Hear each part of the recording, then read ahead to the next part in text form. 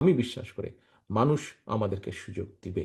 কেন দিবে না? যখন তারা দেখবে যে হ্যাঁ, বিএনপি রাষ্ট্র পরিচালনা করার একটা পরিকল্পনা আছে। বিএনপির রাষ্ট্র পরিচালনা করার পরিকল্পনা আছে। আপনার এখানে অনেকে অনেক কথাই বলুক, যে যত কথাই বলুক ভাই, বাস্তবতাই। আপনাদের এখানে একটা কাগজ আছে, ঘাটলেই দেখবেন কাগজ, যে বিএনপির সময়ে বিএনপি ধীরে ধীরে কিভাবে দেশ থেকে দুর্নীতিকে কমিয়ে নিয়ে এসেছিল। এর মধ্যে আরো কয়েকদিন আগেও আলাপ হয়েছে, আপনারা পত্রপত্রিকায় পড়েছেন জিনিসগুলা। বিভিন্ন টিভি তে দেখিয়েছে, টিউবে এসছে, ফেসবুকে এসছে। আজকে আপনারা কাগজটা পেয়েছেন।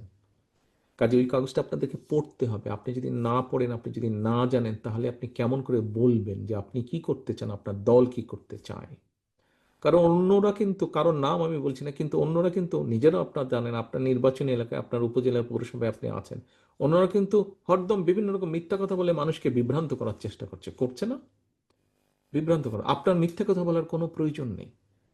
আপনার কাছে এত সঠিক এবং সত্য এবং বাস্তব ধর্মী বিষয় আছে। এই যে কাগজগুলো বাস্তব, এর মধ্যে যা আমরা উল্লেখ করেছি, যা আমরা করতে চাই, এগুলো এত কঠিন কাজগুলো, কাজগুলো কঠিন, কিন্তু আমরা সকলে মিলে যদি চেষ্টা করি আমরা করতে পারবো।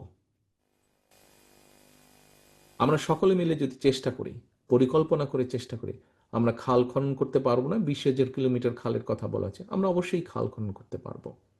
আমরা সকলে মিলে যদি চেষ্টা করি, আমরা 25 কোটি গাছ লাগাতে পারবো না? ইনশাল্লাহ আমরা অবশ্যই গাছ লাগাতে পারবো।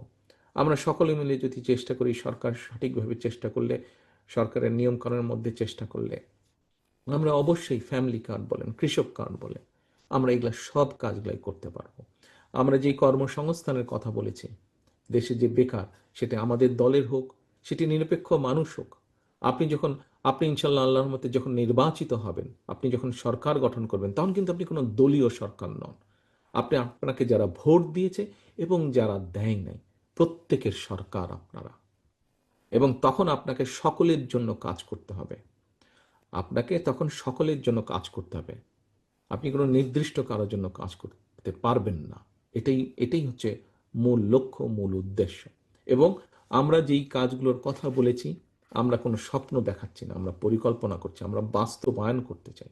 এবং এই বাস্তবায়ন যদি করতে হয়, সহকর্মীবৃন্দ, আপনাদের সহযোগিতা ছাড়া তো আমরা নির্বাচিত হলেও আপনাদের সহযোগিতা ছাড়া বাস্তবায়ন করতে পারবো না।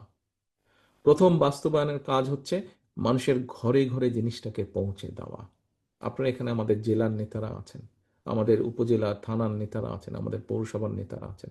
আপনারা যদি আপনাদের এলাকায় ফিরে যাবেন, আজকে কালকে ফিরে যাবেন, নির্বাচনের বেশি সময় আর বাকি নেই।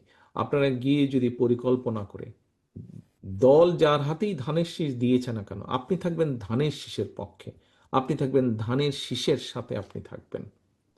প্রার্থী আসবে, প্রার্থী যাবে, প্রার্থী চেঞ্জ হবে, প্রার্থী পর্যায়ক্রমে ধানের শীষ রয়ে যাবে, দল রয়ে যাবে, আদর্শ রয়ে যাবে, পরিকল্পনা রয়ে যাবে দলের।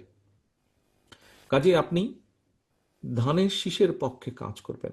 আপনি গিয়ে বলবেন যে ধানের শীষ জিতলে এই কাজ করতে চায়, ধানের শীষ জিতলে এইভাবে স্বাস্থ্য পরিকল্পনা করতে চায়, ধানের শীষ জিতলে আমরা আমরা এইভাবে কৃষক কার্ড দিতে চাই, ধানের শীষ ইনশাল্লাহ জিতলে পরে আমরা এইভাবে খাল খনন, এইভাবে বনায়ন, এইভাবে আবর্জনা আমরা পরিষ্কার করতে চাই, ধানের শীষ জিতলে পরে আমরা দেশের ক্রীড়া ব্যবস্থাকে এইভাবে ঢেলে সাজাতে চাই।